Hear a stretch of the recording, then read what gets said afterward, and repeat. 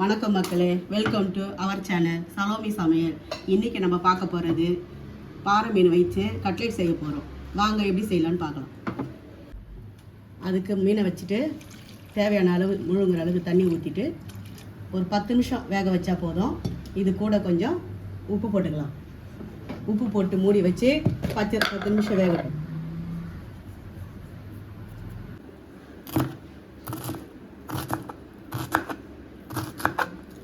மீன் வெந்துடுச்சு. இப்போ இறக்கி ஆற வச்சுப்போம். நல்லா ஆறின பிறகு உதுத்து விட்டுப்போம். ஒரு முள் இல்லாதபடிக்கு உதுத்து எடுத்தால் தான் நல்லாயிருக்கும். மீன் கட்லெட் செய்யறதுக்கு தேவையான பொருட்கள் எடுத்து வச்சுருக்கேன். வாங்க பார்க்கலாம். இது பாறை மீனை உதுத்து வச்சுருக்கிறேன். 2 உருளைக்கிழங்கு மேஷ் பண்ணி வச்சுருக்கேன். 2 முட்டையை பீட் பண்ணுறதுக்காக வச்சுருக்கேன். 3 வெங்காயம் பொடியாக நறுக்கி வச்சுருக்கோம். இஞ்சி பூண்டு பேஸ்ட்டு, பச்சை மிளகாய் சேர்த்து அரைச்சிருக்கேன். பிள்ளைங்களுக்கு வந்து பச்சை மிளகாய் இருந்தால் சாப்பிட மாட்டாங்க சரியா, அதனால் அரைச்சி வச்சுருக்கேன். காஷ்மீர் மிளகாய் தூள் கொஞ்சம் வச்சுருக்கேன். கரம் மசாலா 1 ஸ்பூன் வச்சுருக்கேன். கொத்தமல்லி தேவையான அளவு, பிரெட் தூள் வச்சுருக்கேன். எண்ணெய் கொஞ்சோண்டு ஊற்றிக்கலாம். ஒரு 2 டேபிள் ஸ்பூன் அளவுக்கு ஊற்றிக்கிட்டு எண்ணெய் காஞ்ச உடனே வெங்காயத்தை போடலாம்.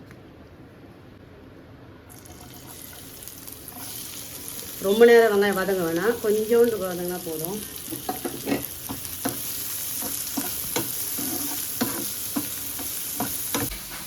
இந்த அளவுக்கு வதங்கினோடனே இஞ்சி பூண்டு பச்சை மிளகாய் பேஸ்ட்டு போட்டுக்கலாம்.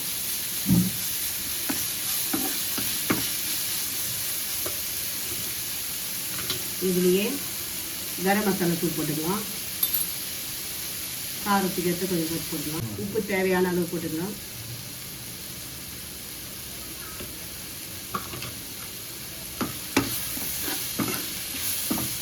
அந்த பச்சை வாசனை போகிற வரைக்கும் வதங்கினா போதும்.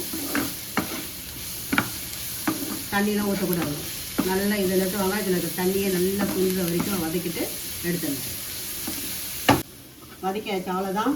பிளேட்டை மாற்றி வச்சு ஆரம்பிடும்.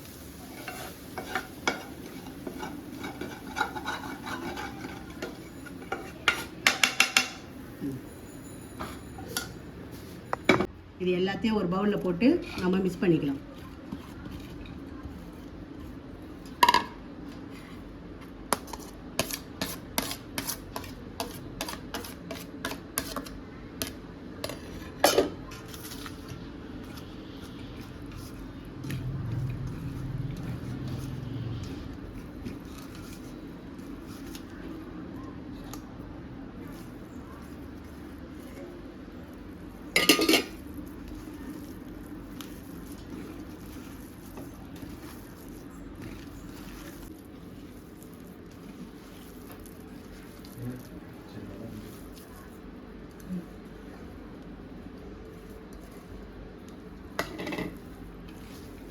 இது நம்ம பிசைகிறப்போ தண்ணி கிணி விடக்கூடாது. அதனால தான் தண்ணி வேணாம்.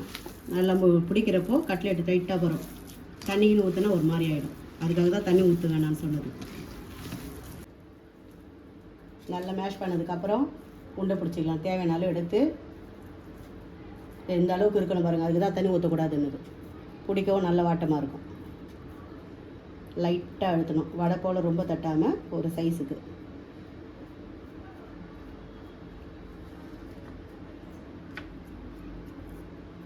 இந்த அளவு இருந்தால் போதும். முட்டையில் டிப் பண்ணிவிடுங்க.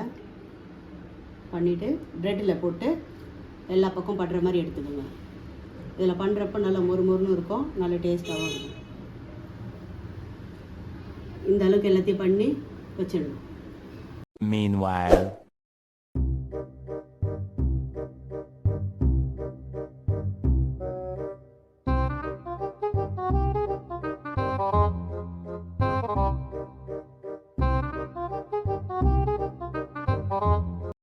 அவ்வளோதான். இது செஞ்சு முடிச்சாச்சு. இதை நம்ம ஒரு அரை ஹவர் ஃப்ரீசரில் வைக்கலாம்.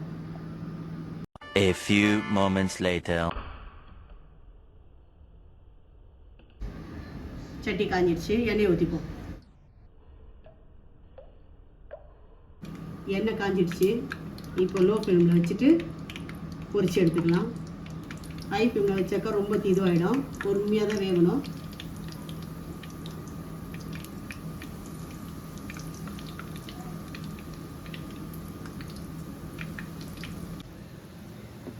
இந்த பக்கம் வந்துடுச்சு, மறுபக்கம் திருப்பி பொறுமையாக போட்டு 2 பக்கம் சவுந்து வர மாதிரி வேகணும்.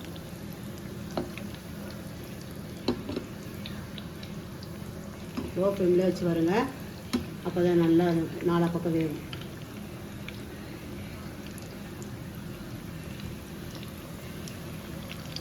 அவ்வளோதாங்க, ரெடி ஆயிடுச்சு. பவுலுக்கு எடுத்து வச்சுருவோம். எவ்வளோ அழகாக சூப்பராக வந்தது பாருங்க கலர்.